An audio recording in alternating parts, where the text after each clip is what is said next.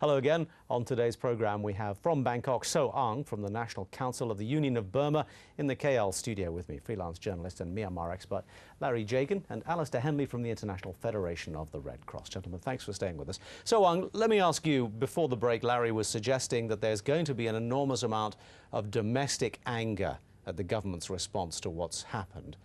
Do you think there will, and how do you think it will express itself? Definitely the public anger is there. It's not only just now, it has been going on like this for many years. We have seen in the saffron revolution last year, the people's anger against the government. And now, because of the slow response of the military regime, instead of addressing the immediate need of the help to help the people, they are pressing ahead with the referendum. So people on the streets in Rangoon and different parts of Burma are saying and talking that they are very much angry with the slow response. So well, you say there was anger last year in the streets, which is true, but that was quickly put down. And there doesn't seem to have been much of a resurgence. How much appetite is there, particularly given the state of the suffering in the country right now, for some kind of revolution?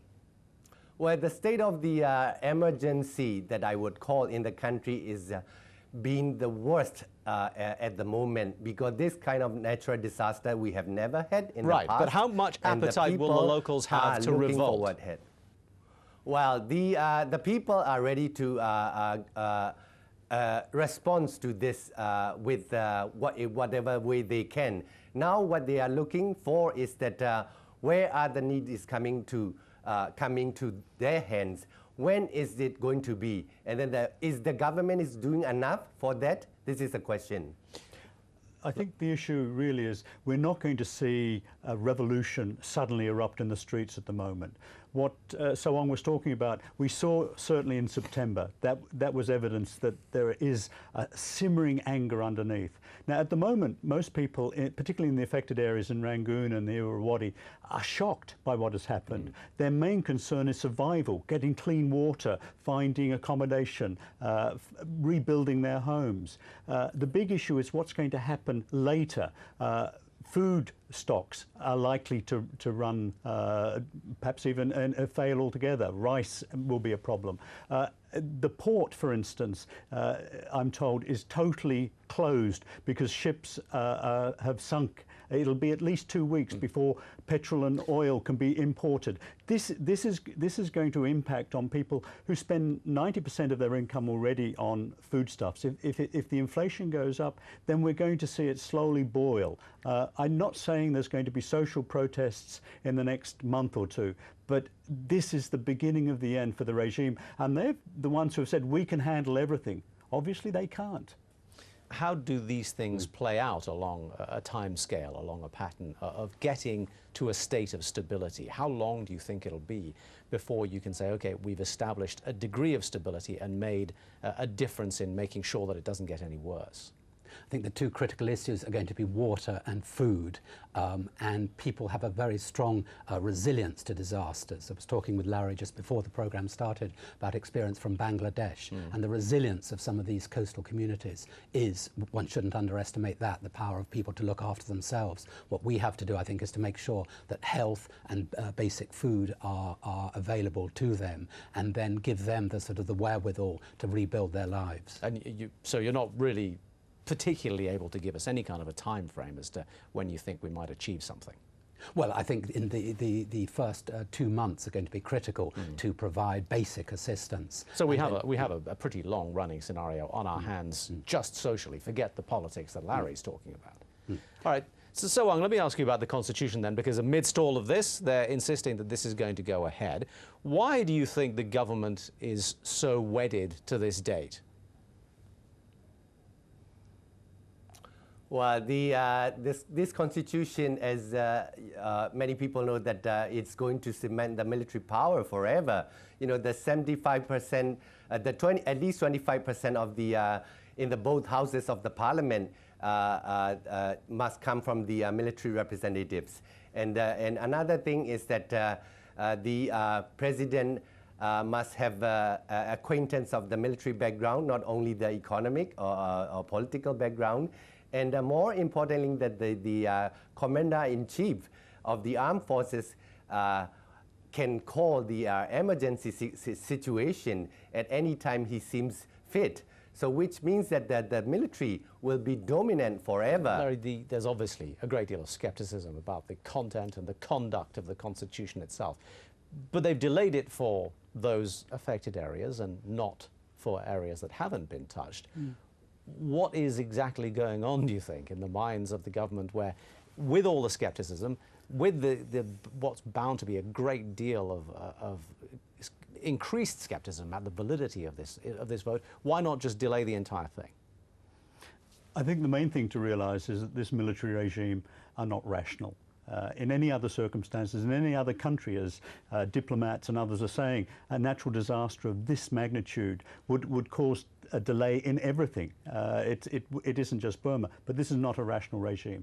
I do think that Soong is right, that Than Shwe, the leader of Burma, is very keen to get the constitution ratified, because he knows that actually at the moment they're illegitimate. They have no constitution. They are a transitory rule that relies on military strength. He wants to institutionalize it.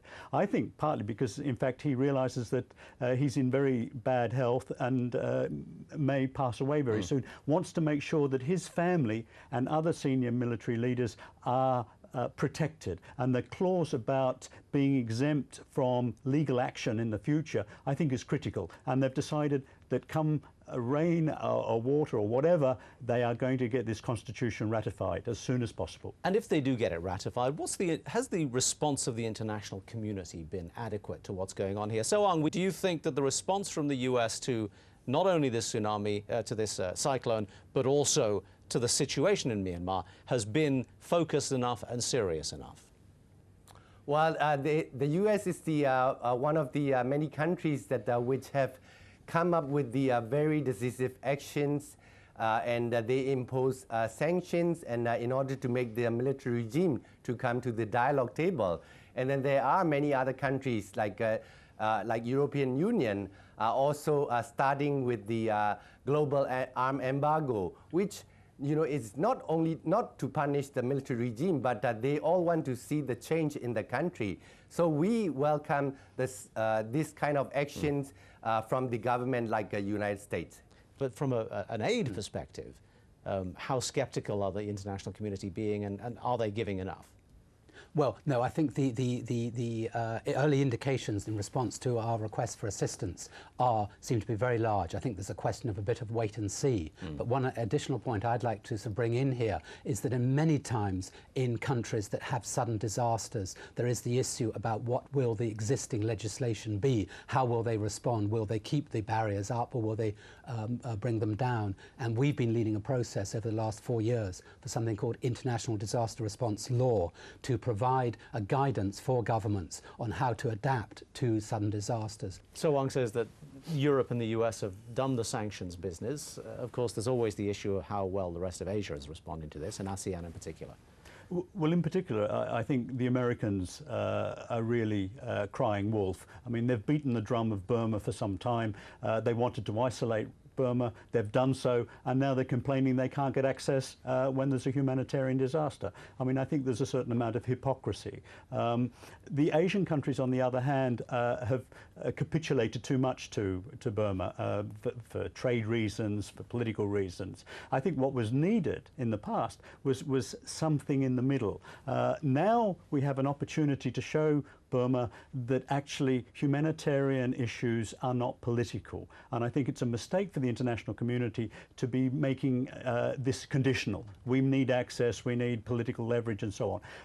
The high moral ground is people are suffering. We may have another wave of deaths as a result of waterborne diseases, and we should simply say what is crucial is that we are allowed in to help without any political implications. The final word with you then, Alistair. In the light of what we have seen in the disasters of the past 10 years, has there been progress in the international community's way of responding and way of approaching the problems that we've been speaking about? Yes, I think Larry makes a very good point about separating out the political issues and the humanitarian.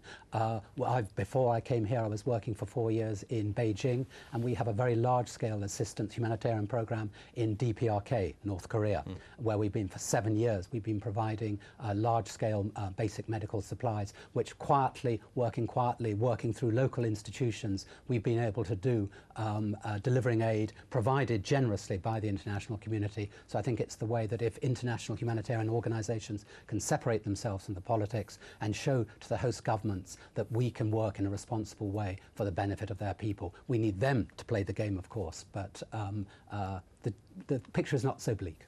There we'll have to leave it. Gentlemen, thank you all very much indeed for joining us today. That's all we have time for. My thanks to my guests, So Ang from the National Council of the Union of Burma, Larry Jagan, Myanmar analyst and freelance journalist, and Alistair Henley from the International Federation of the Red Cross.